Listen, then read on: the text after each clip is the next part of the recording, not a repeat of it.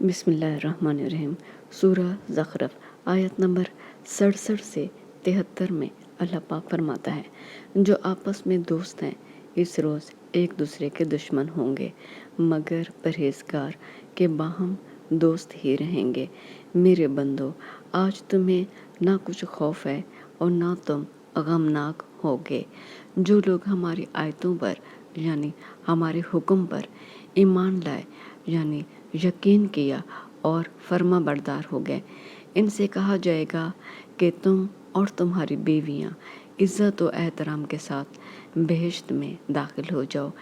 ان پر سونے کی پرچوں اور پیالوں کا دوڑ چلے گا، اور وہاں جو جی چاہے اور جو آنکھوں کو اچھا لگے موجود ہوگا۔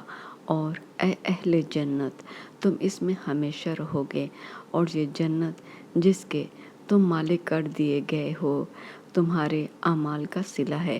وہاں تمہارے لیے بہت سے میوے ہیں جن کو تم کھاؤ گے۔